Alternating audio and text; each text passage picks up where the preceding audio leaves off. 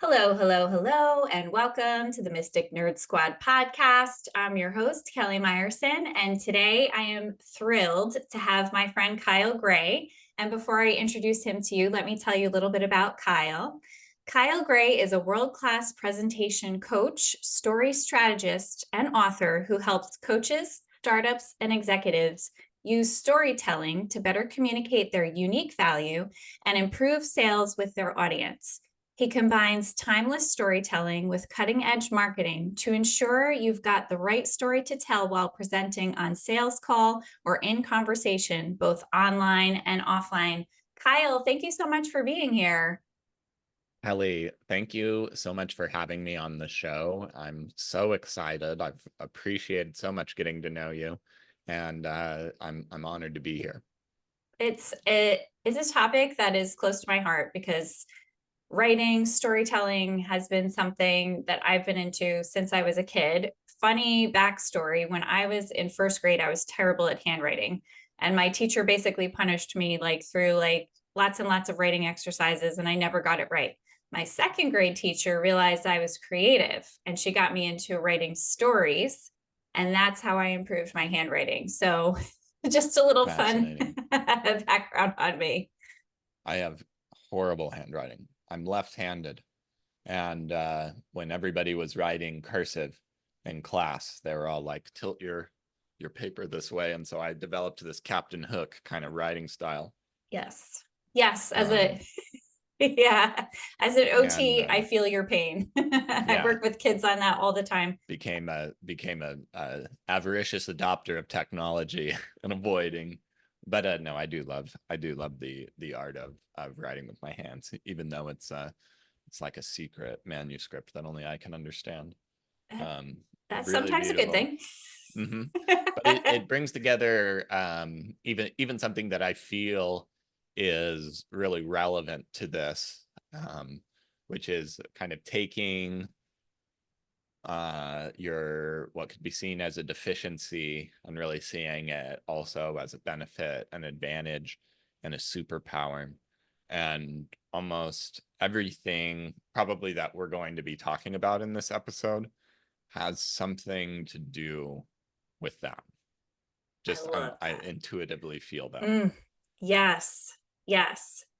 And I would dare say that your superpower that we're going to be talking about today is storytelling. So I'm just so curious, how did you get into really honing in your craft in telling great stories?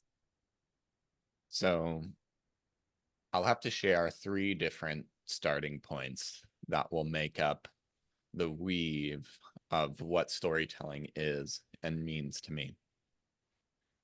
The first would be when I'm 19 or 20.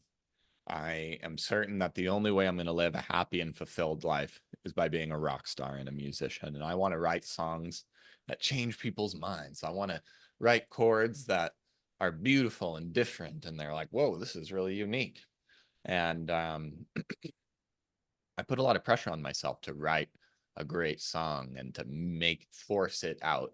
And I forgot about enjoying the process at that time when I became so intensely committed and ended up kind of souring my relationship with music for a while. The second thing that I didn't know what anything like, so no music. What else do I want to do with my life? I want to travel. I want to go around the world and started going around the world. And I lived a lot in South America. I lived a lot in Southeast Asia and started developing skills and talents in writing. That was the first way that I could learn how to travel and live where I wanted to live and start to create that way. And so I feel that my learning how to express myself in different languages in different countries and navigate strange situations was another thread. And so I started my professional career as a writer, content Mm. marketer, blogger, and started to tell the story of how a startup was growing and working remote and kind of communicating with everybody and sharing the unfolding of that story, which was the beginning of my my brand and my story and my business and the story engine, which has become the namesake for my website and my podcast and my most successful book. And as this part of my career was developing, I was also experiencing extreme jaw pain. I couldn't hike a quarter of a mile without uh, having my knees really start to hurt. I had a back Mm, pain all of the time. And it just felt like if I could figure out something, I had something in my wrist. And if I could figure out how to deal with my wrist, it would just creep up to my elbow. And I had anxiety and fatigue all of the time. And no matter how many Tony Robbins books I would read, I was just intensely stressed and felt mm, like I was always on the verge of failure. mm, And my career was growing and expanding at the time. And after building some success as a writer and a content marketer, I found a company that was helping people speak from the stage and develop and share their stories and teachings as a strategy to grow their business. And it reminded me of me being on stage as a performer. And I wanted to learn everything I could about it. I started writing for them and writing their processes out, telling their story in the same way that I had done with this startup and learning their systems. They started growing and hosting workshops, and soon I would go like once a month to help 20 or 30 people position themselves to be a great speaker or write a great speech in 2 or 3 days. And one of these rooms happened to be filled with health and wellness experts. This must have been maybe around 2017, 2018 for me. And by then, I had discovered that I had an autoimmune condition mm, called Hashimoto's. I mhm, had likely some gut health problems. I had stopped eating gluten at very least by then, but was really emaciated. Had these big bags under my eyes. My face was very gaunt. I was skinny. I was tired. I was exhausted. And I sat down next to this one woman, and she's like, "Hi, my name's Dr. Grace, and I help people overcome chronic autoimmune conditions through better gut health." And I said, "Really? Well, your clients must want this. They try and do this, but that happens." Just describing my own life through the lens of my story. And she was like, "Wow, you need to come work with me."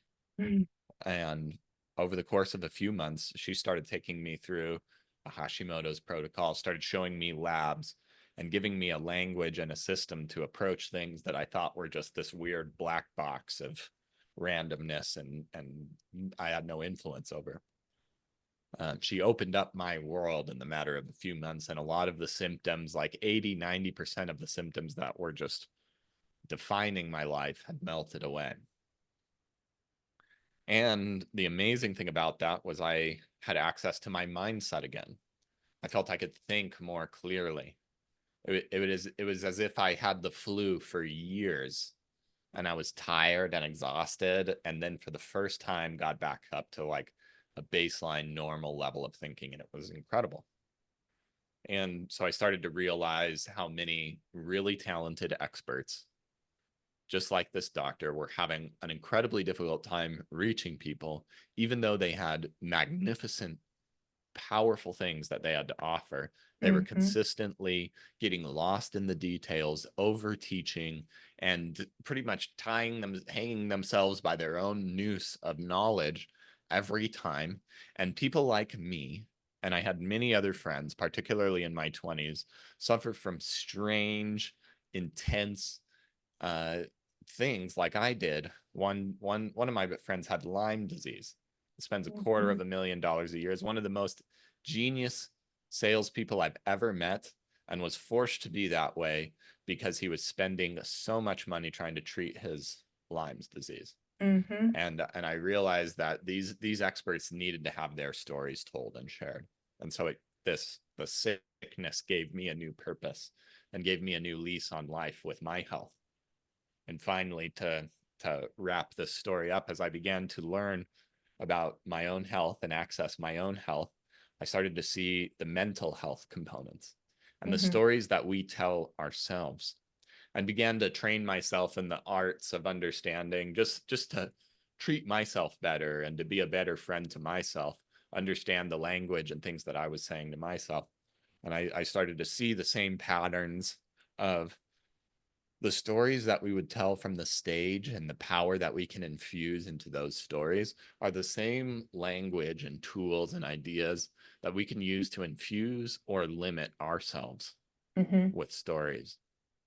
And I started to see that the process of taking somebody to the stage and upgrading their visibility was as much an internal process of changing how they see themselves and how they treat themselves and the decisions that they make, as well as helping others make a decision to work with them. Mm-hmm. And this is where it's all started to come to a head after about 10 years with where this story is going. And now I believe that creating a great talk that is your most powerful sales and growth and marketing tool for your business is a deeply intimate, personal, transformative act that should create the same enrollment in you as you want to feel in your audience. Oh my gosh. So that, wow. First of all, wow. Those are three amazing components to your background. And I think what I resonate most with is the having an autoimmune disorder. I was so allergic to gluten and didn't know my whole life, suffered with headaches from like childhood, migraines, and finally in my early 30s gave up gluten. Like I did a living on live food diet and just took myself, I had been on every medication and I was like, I don't want to do this anymore. I don't want to pay for the medications. I don't want the side effects. I really think I know inside what's going on with me, and so I stopped eating all these things and added food back in. And like over the course of, oh my gosh, probably coming up on like 15 years now, I've been on that health journey. But when you said that you started to have mental clarity again and you could actually do some good thinking, I felt that so strongly because that was the thing that made the biggest difference to me. I didn't know how hard I was working at thinking and processing and, probably putting in an extra 150% than everybody else around me to do the same level of work. So, And never once did yeah, I wake up and think, wow, my gut dysbiosis is causing my anxiety today. they're right. Yeah.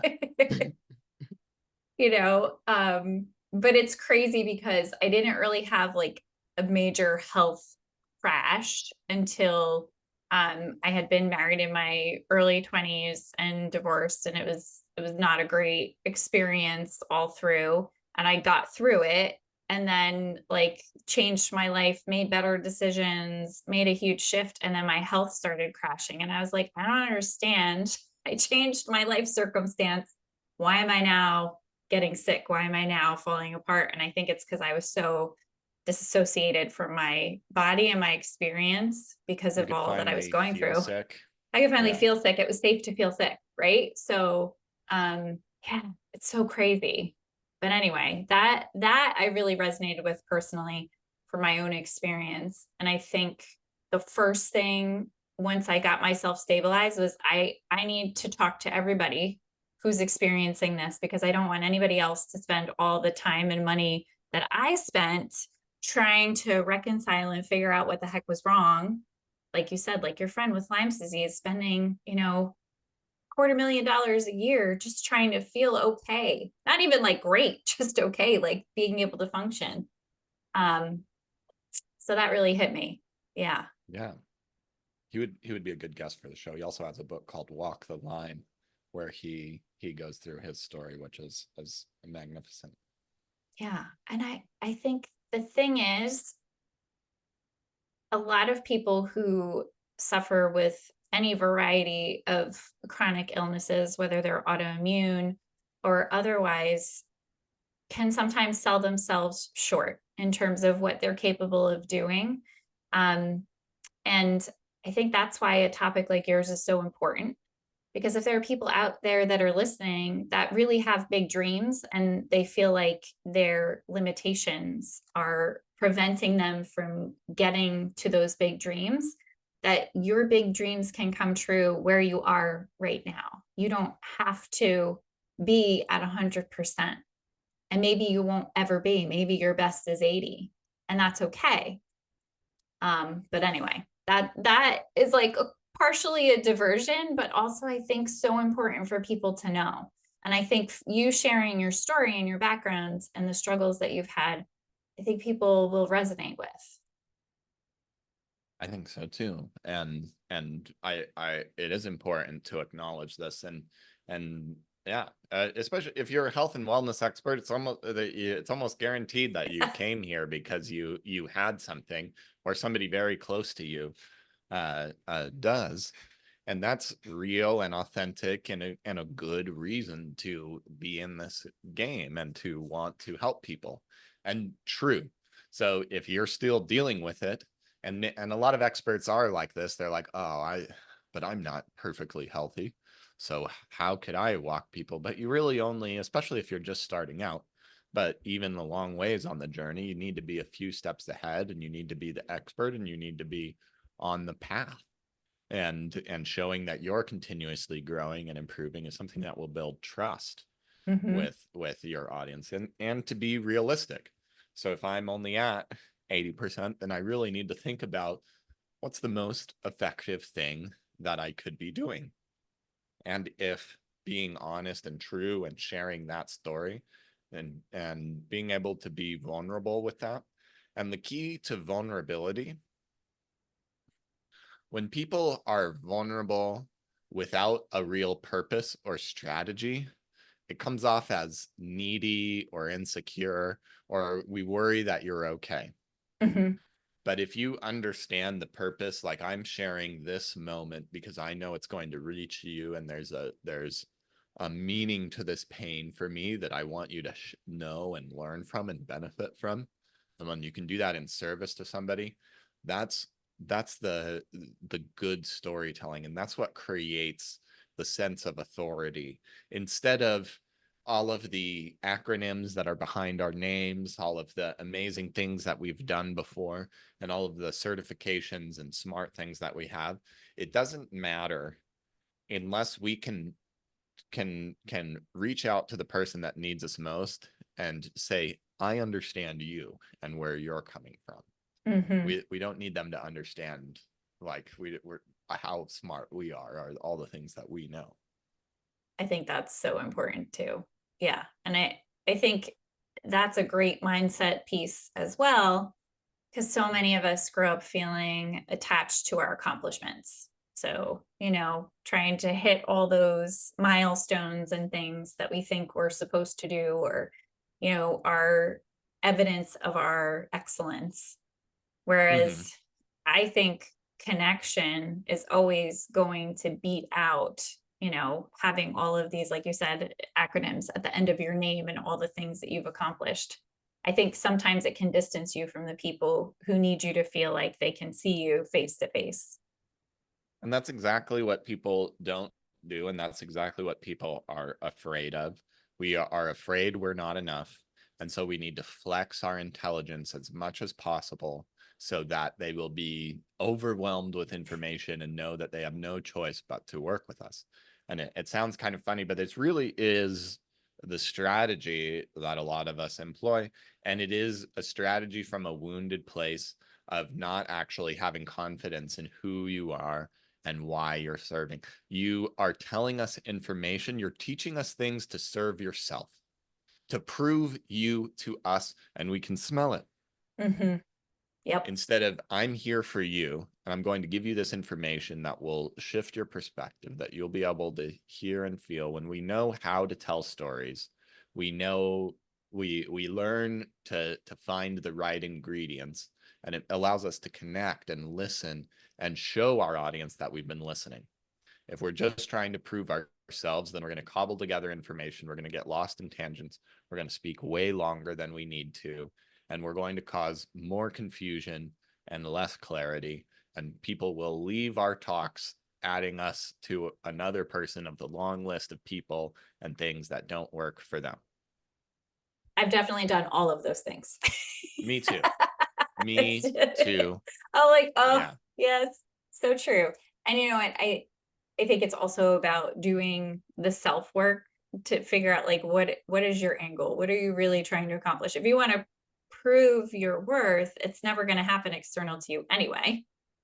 Um, but I love that telling a story, and I've done some book projects, writing chapters, in particular teaching about holistic sleep approaches.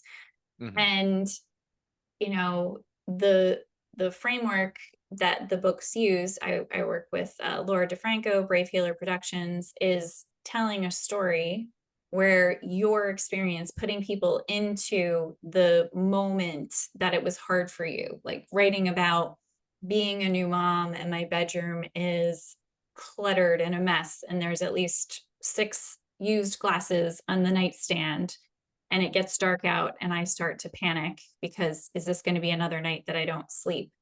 Whereas, like, if I started with my tool, here's what you're going to do to help you sleep better, people are like, but you don't even know. But it's like, to be really truly sleep deprived day after day after day. I love that. I have a similar shift that I think illustrates this same point really well. And I loved the 6 glasses on the nightstand. That's something immediately that like we can see the moment and we can feel what the rest of the room is like. And it's nice because it's just like 6 words or something, and it brings us right into the room. We don't need a whole Edgar Allan Poe poem to make us experience a moment with you. Um, One person I worked with, a health coach who worked with children with gut health problems and their parents, she had a proprietary process, which is something I love for health experts to help you stand out and contextualize what you do in a beautiful way. Her name for her process was great. It was called Healthy Gut, Happy Child. Mm. Perfect. And then she started listing out the steps of this process. And we were working together on this. The first step of her process before we worked together was eat more vegetables. And the second step was eat fermented vegetables. And I said, stop right there. So let's pretend I'm a mom with the children with gut health problems. And I'm hearing this right now. And step one is eat more vegetables. Have you seen my kid? Anytime something other than a piece of cheese touches his plate, there's a nuclear explosion. Like I'm stressed. Hmm. It's a few months, it's like 6 months out for Christmas. And I'm stressed right now because when the in laws come, I don't want him to have a meltdown. Hmm. So how am I going to get my kid to eat more vegetables? She immediately has an answer. Oh, no big deal. It's like this, and starts telling me about how to get a kid not only to try vegetables, but eventually like vegetables, and not just vegetables, but fermented ones. It was this reverse psychology ninja geniusness. And so I said, why don't we change the name to really reflect that? Instead of being prescriptive on what they should do, you are Hmm. descriptive of what happens. So we went from eat more vegetables to create an adventurous eater. Mm. And isn't that nice? Now, as a stressed out mom, I can think, wow, my kid is excited to eat, and I can actually have a pleasant and stress free lunch. And it's not Hmm. as much about the vegetables. I mean, that's a part of it, but we don't really care, if our kids eat vegetables or not, if in the case that they're like behaving better. And yeah, of course we do care, and that's a great thing. But having a nice, pleasant meal where we can experiment with new foods and we're not like exploding is really what they're looking for. And that was the magic. And so that's the difference between trying to like tell them what to do and showing them that we understand them in these little shifts, little ways. I love that. You said going from more prescriptive to descriptive. Mm-hmm. And that, yeah, because duh, I know more vegetables. I get that.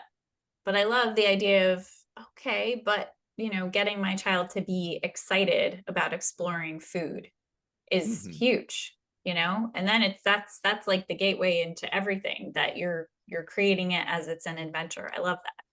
Yeah. And this is really where some of the magic happens with my work. I'm not trying to change what you do or to give you a perfect line to convince somebody to work with you, but it's being able to understand storytelling and teaching frameworks and have a conversation where we can both be creative and apply friction and find something that's better. Because Mm, as I experience this and you experience this and everybody experiences, we're all like so deeply immersed in our own forest that it's really hard to be able. I struggle with this too. I'm doing all kinds of customer research calls right now, trying to understand my language and how to communicate with my people. I see it as almost like a yoga practice that always must be kept up with in order to really be a thing.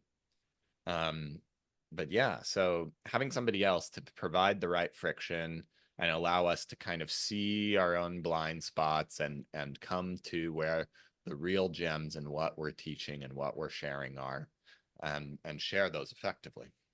yeah, I think that's so great. So tell me a little bit about how you're working right now. How are people connecting with you? If people are listening to this and they're like, this is exactly what I need in my life, how are they getting in touch with you? What do you have going on? Yeah. So for a long time, I've been working exclusively one-on-one with experts, usually in like a mid 6, 7 figure business who are either have a big talk coming up or are speaking regularly and want somebody to provide that deep level of insight. For my one-on-one clients, I watch every speech. I give them minute by minute breakdowns of what they should be doing, how they should be changing, and the ones that can implement on this make make many times over what they invest in me.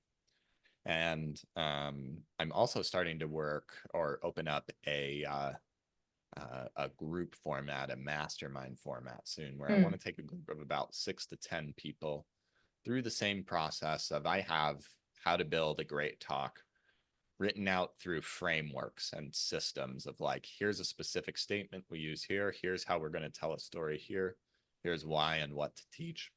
Walking people through this same process that I usually take people through one-on-one, and having discussions and allowing them to connect with each other and feel those deep, challenging moments that inspired them. And I believe that a group of people going through this and feeling inspired by their own stories and excited and getting a story crafted and a talk crafted and ready to go, they can share opportunities to get on more podcasts. They can share opportunities to get on more stages, to have more joint ventures, and to carry each other through this transformative process together. So that's still in a very early stage. Maybe if somebody's really interested in something like that, they're welcome to reach out. And I also have many books and a podcast and storytelling resources for anybody who maybe is not ready to work with me privately. I have a podcast where I'm creating stories with experts and thought leaders all of the time. I have an origin story creation course that you can have for free. I'll make sure to get this over to you guys in the show notes. And I have 3 books. 2 of them are on storytelling for content marketing and storytelling for business. But there's lots of different resources that you can use to start applying these ideas and getting better results in your business every day. And yeah, just as a matter of fact, if anybody like reaches out from this episode, I'd love to hear from you. And yeah, we'll make sure to get you something special to advance you any way that we need. that's awesome. Yes, you have such a generous offering of supports and resources, and I definitely recommend anybody listening who's into it to support another author, always supporting other authors, buy a book, share a book, and really dive into this topic because it's so meaningful. And it really makes me laugh because I had started at the beginning of the summer. I'm talking with a couple writing friends of mine about creating a collaborative of writers in my area, in the tri-state area, New York, New Jersey, and Connecticut. And the amount of times that I've seen the word storytelling this summer is hysterical. And you think about all of the magic that happens when you try to manifest something and all of a sudden it just like truly magnetized. So I'm really excited that it magnetized your work to me, Kyle, because I really have been enjoying following you on LinkedIn, listening to your podcast. It's a great podcast. Listen to a recent episode, and it's a really good illustration of the way that you work for people to see the value that you're offering to your clients. And it sounds like the mastermind will be a lot of fun for people too. Kelly, thank you so much for seeing me, for being such a great supporter. And it's been awesome getting to know you on LinkedIn as well. Thanks for sharing this space.